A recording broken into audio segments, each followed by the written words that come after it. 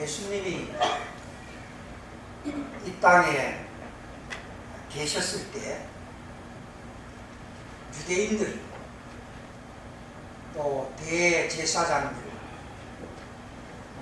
바리새인들, 사두개인들, 그때 당시에 좀 가지고 권력을 누렸다고 하는 사람들, 한결같이 예수님에 대해서 좋지 않는 그런 생각을 가지고 예수님을 헐뜯고 비난하고 심지어는 예수님을 죽이려고까지 했었습니다. 근데 가난하고 불쌍하고 가지지 못하고 어려움 당하고 소외된 그런 사람들은 예수님에 대해서 많은 호응을 가지고 예수님의 행적에 대해서 의롭고 선하고 참 무언가 희망을 주고 유익을 주는 그런 관심의 대상으로 예수님을 따랐습니다. 그러던 어느 날 예수님께서 두로라고 하는 지방을 지나가는 중에 사람들이 예수님 앞에 나와서 기가 막고 말을 제대로 하지 못하는 사람을 데리고 와서 예수님, 불쌍한 이 사람을 좀 고쳐주십시오. 귀가 어두워서 도무지 말을 알아듣지를 못합니다. 또 혀가 어눌해서 말을 제대로 할 수가 없습니다. 불쌍하니 예수님 좀 고쳐주십시오. 간청을 했습니다. 그래서 예수님께서 말을 하지 못하고 기가 먹은 그 사람을 따로 데리고 가서 예수님의 손가락을 그 사람의 양키에다가 넣고 침을 뱉어서 손으로 그의 혀를 떼었습니다. 그리고 하늘을 우러러 보면서 탄식하면서 그에게 에바다, 에바다 그렇게 소리를 외쳤습니다.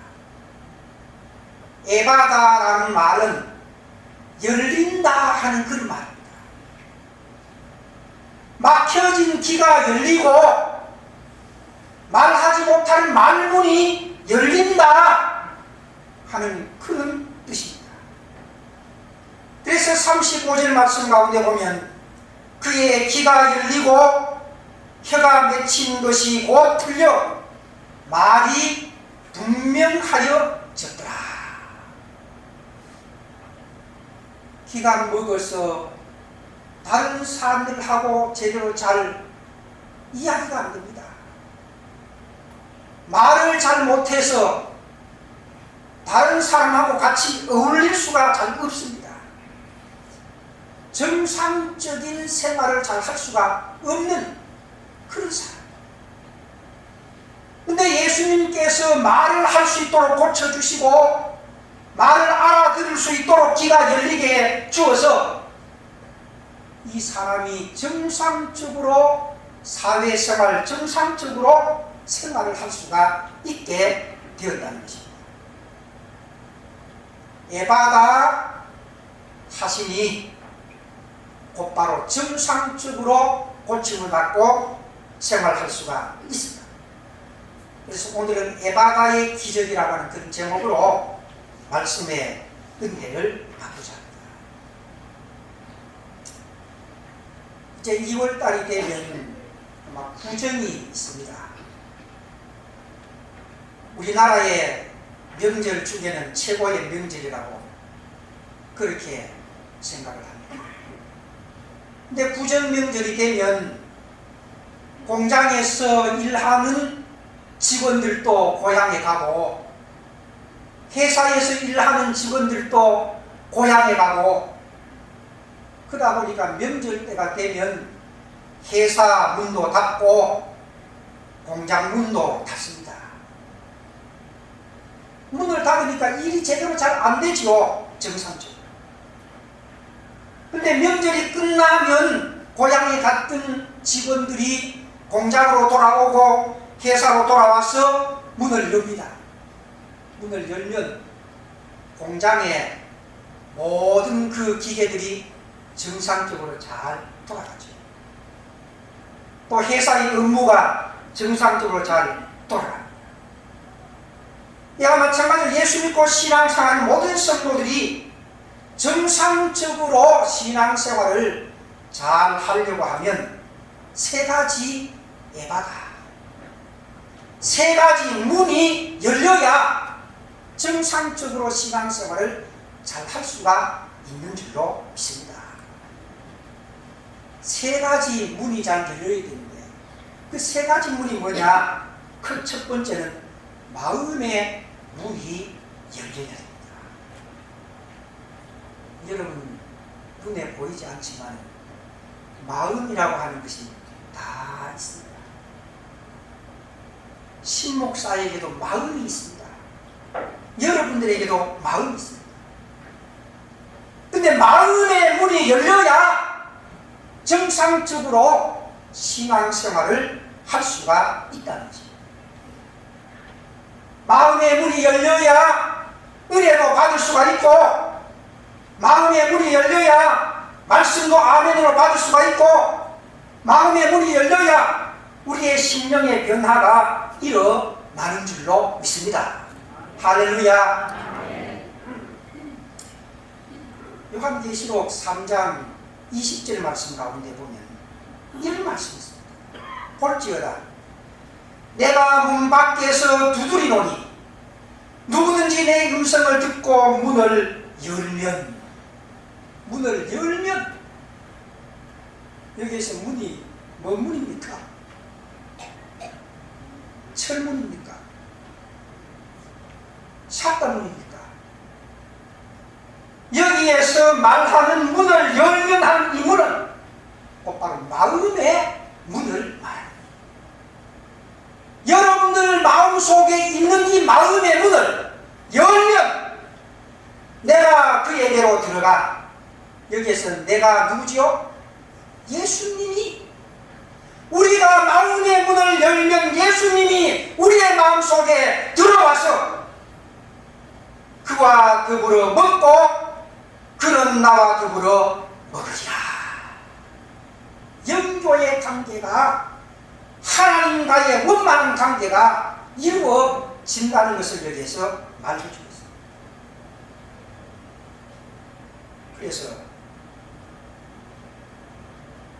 문을 두드리고 문을 연다 하는 이 문은 바로 우리의 마음의 문입니다.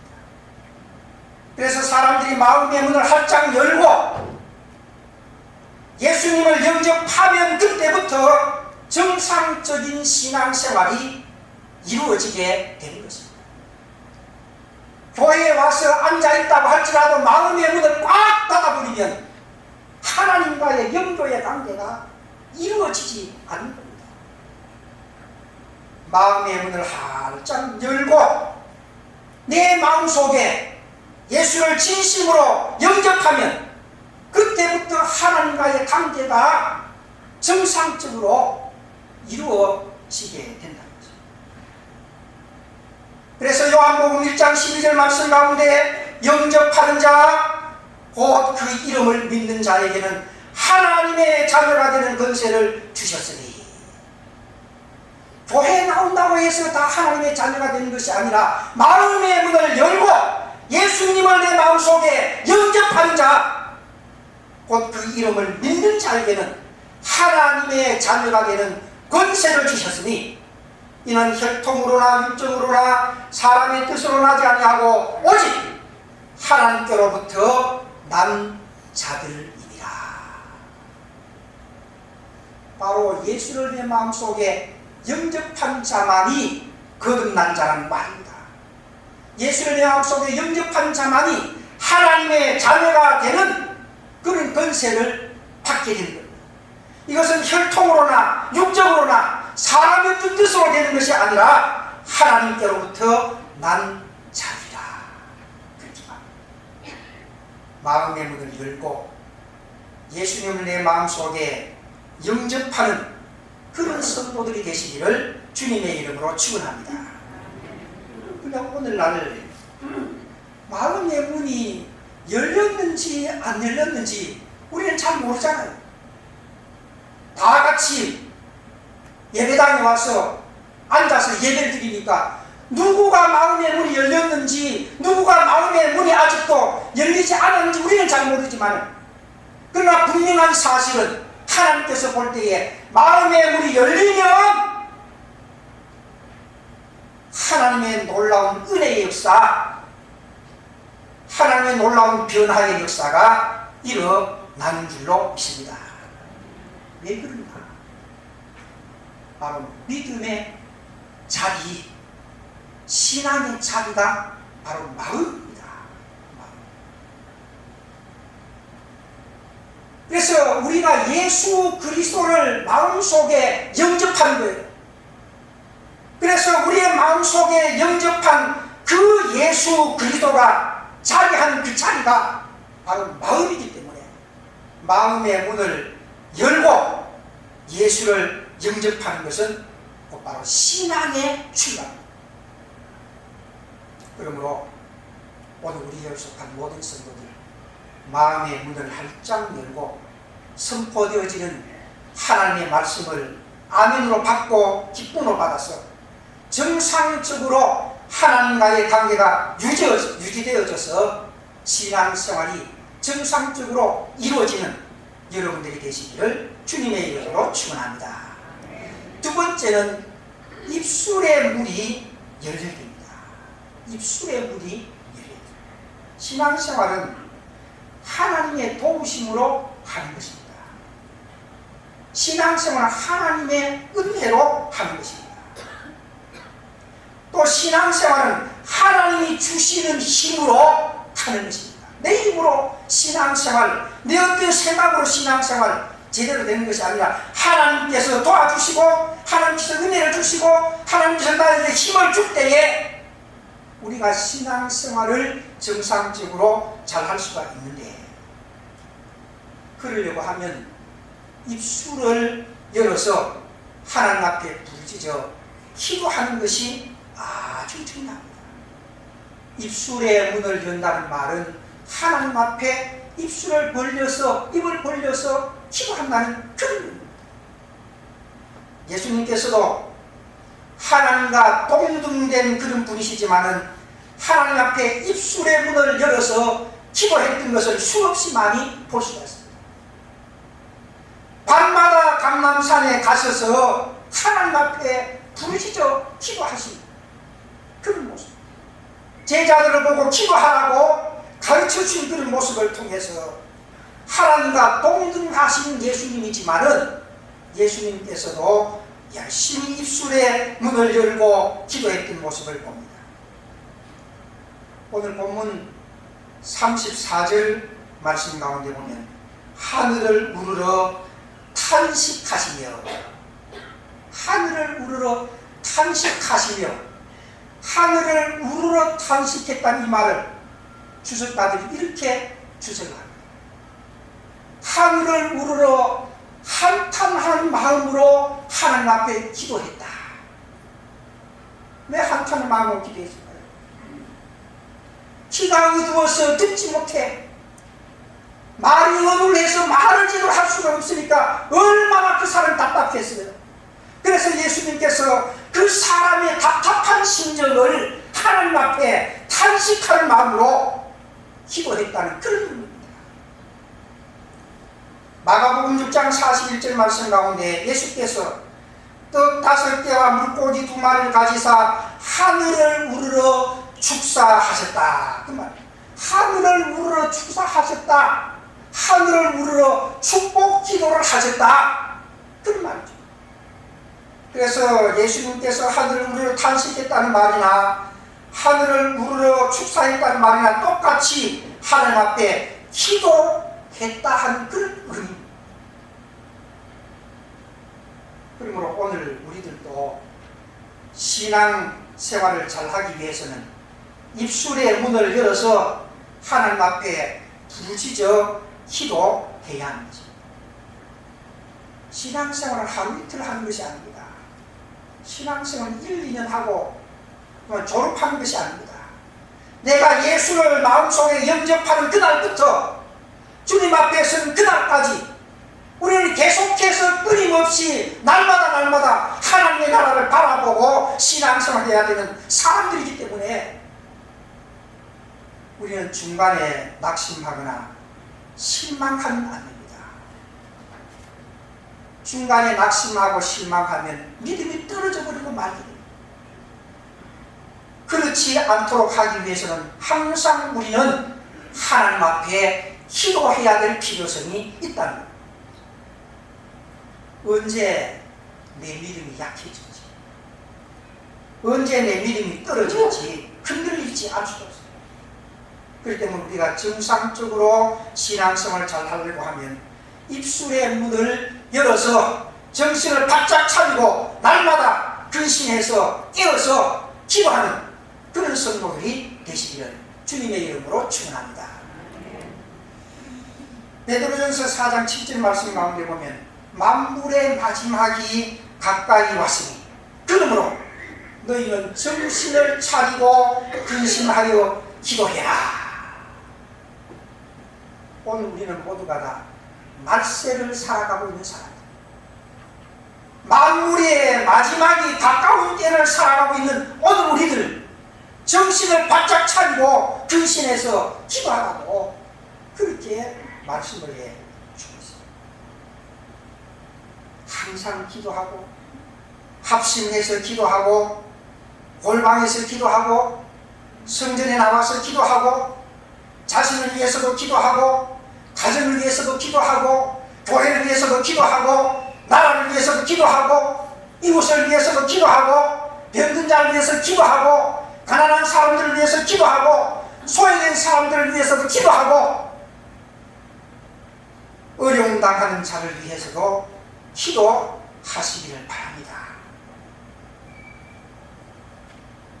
그렇게 기도할 때 우리의 기도를 들으시고 응답해 주시기를 원하시는 하나님께서 분명하게 세미한 음성으로 하나님께서는 우리에게 응답해 주실 줄로 믿습니다. 기도를 해보신 분들은 아마 체험을 할 것입니다. 하나님 앞에 부르짖어 기도할 때에 하나님께서 세미한 음성으로 그 문제를 해결해 줄 수 있는 방법을 하나님께서 우리에게 가르쳐 주신 겁니다. 기도는 내가 할 수 없는 것을 하나님 앞에 해달라고 맡기는 것입니다. 나는 부족합니다. 나는 할 수가 없습니다. 그러나 하나님은 전능하신 분이니까 내가 할 수 없는 이 일을 하나님께서 잘 해결을 할 수 있게 해 주시옵소서. 하나님 앞에 기도하는 것입니다. 그러면 하나님께서 좋은 길로 인도해 주시고 그 문제를 가장 유익하게 해결해 주실 줄로 믿습니다. 그렇다면 오늘 우리에 속한 모든 성도들 신앙생활에 장애 요소가 얼마나 많이 있지 않습니까? 신앙생활 금년에는 좀 잘해야 되겠다 그렇게 생각하고 출발한 지 얼마 안 됐는데 덜컥 아프네. 신앙생활 잘해야겠다고 그렇게 다짐하고 신앙생활 하는데 연초인데도 불구하고 남편이 교회 못 나가게 하네. 신앙생활 잘하려고 그렇게 다짐했는데 아니 서울에 있는 아들 집에 문제가 생겼다. 나는 신앙생활 잘하고 싶은데도 신앙생활 잘 하지 못하도록 막는 그런 장애 요소들, 걸림돌이 우리 앞에 있지 않습니까? 있지 않습니까? 입술의 문을 열고 기도하는 여러분들이 되시기를 바랍니다.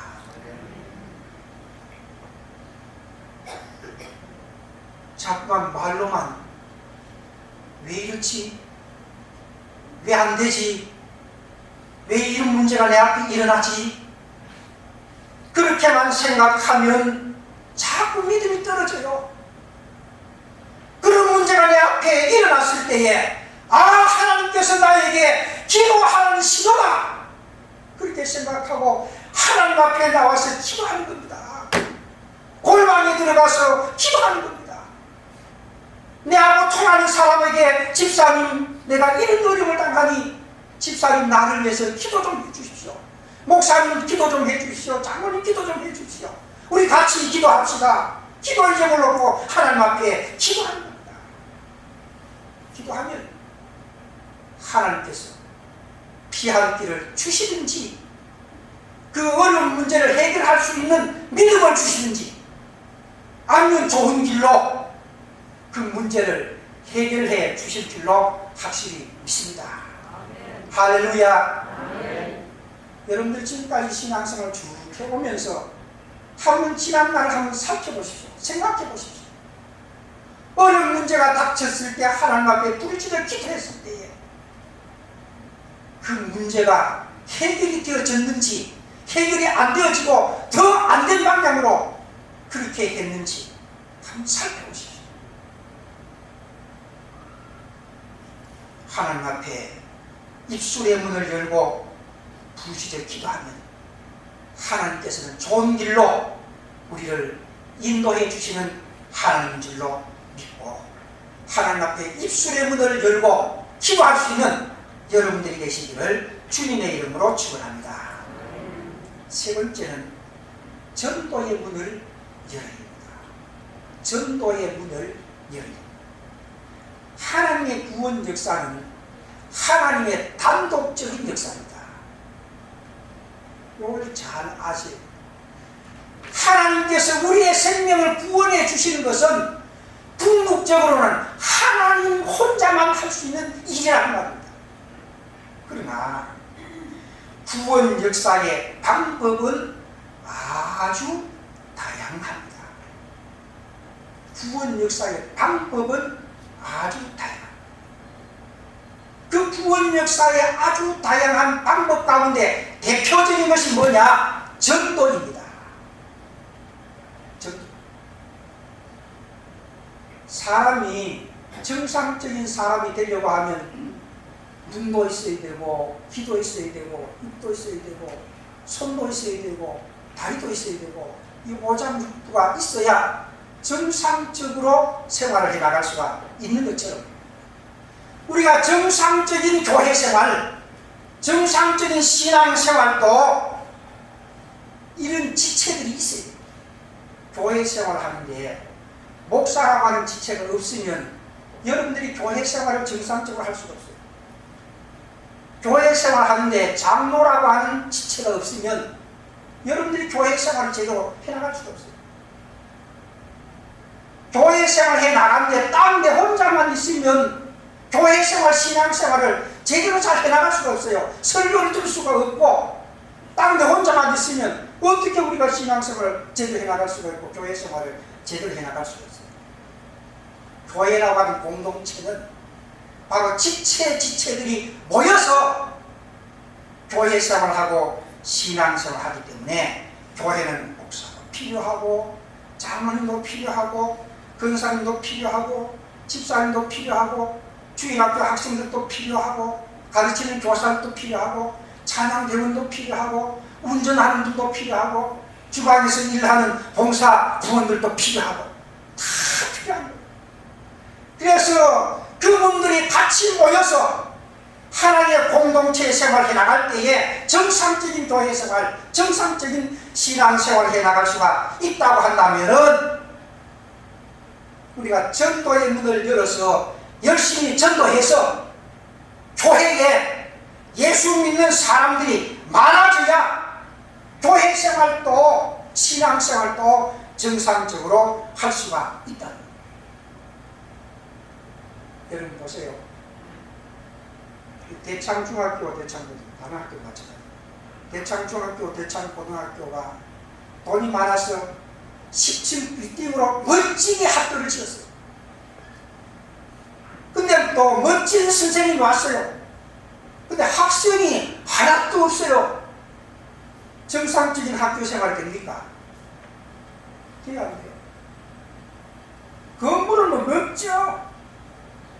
선생님들도 인류 선생님이래. 근데 학생이 하나도 없어. 정상적인 학교 생활이 안 되겠죠. 교회도 마찬가지.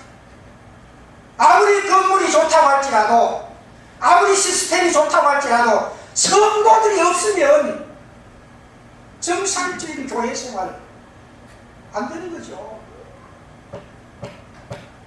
그러니까 서구에는 교인이 없으니까 어떻게 해요? 그렇게 아름답게 지어놓은 예배당들이 박물관으로 바뀌는 거예요. 그런데 그렇게 아름답게 지어놓았던 예배당이 문을 닫아버리는, 교회를 파는 그런 광고가 신문에 나오는 거예요.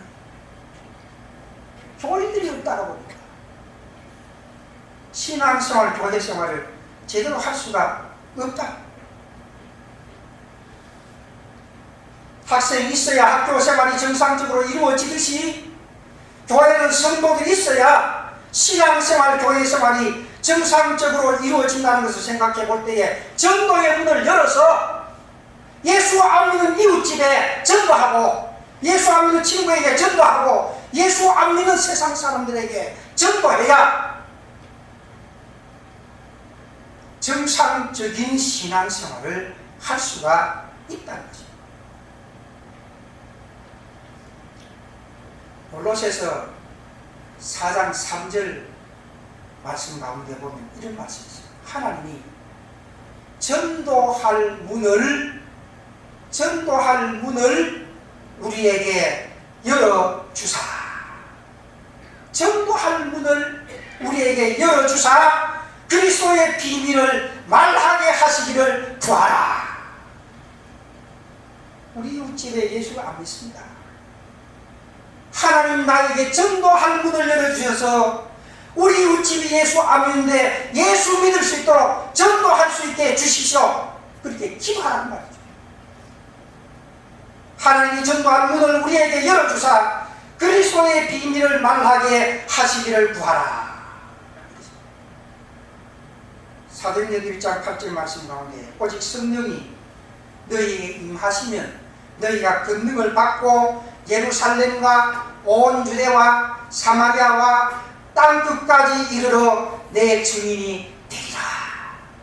예루살렘과 유대와 사마리아와 땅끝까지. 예루살렘의 전도의 문이 열리고, 유대의 전도의 문이 열리고, 사마리아의 전도의 문이 열리고, 땅끝까지 전도의 문이 열려서 예수 안 믿는 사람들이 예수 믿고 구원받는 그런 역사가 무엇을 통해서? 전도를 통해서 이루어진다는 것입니다.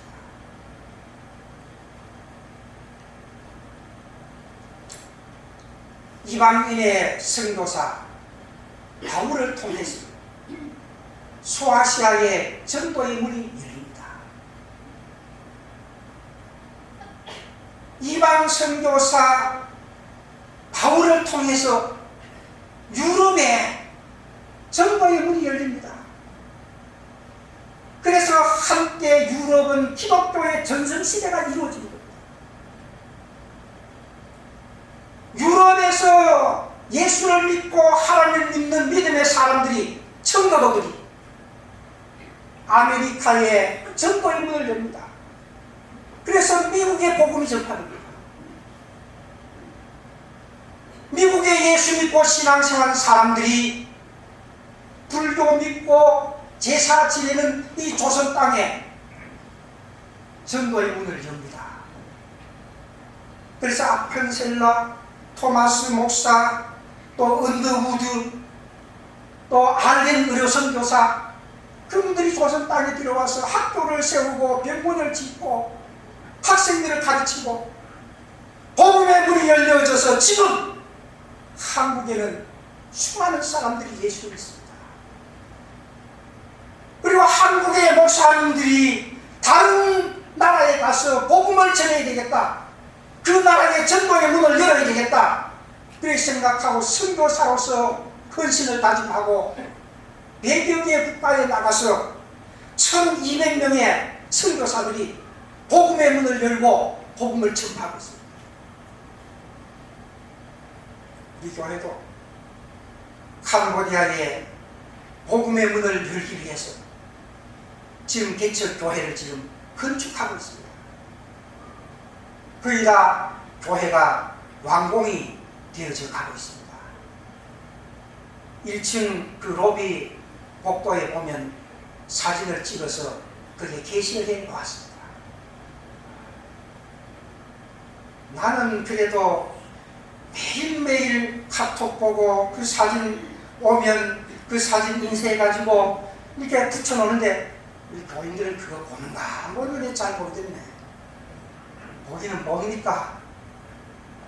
보기는 뭡니까?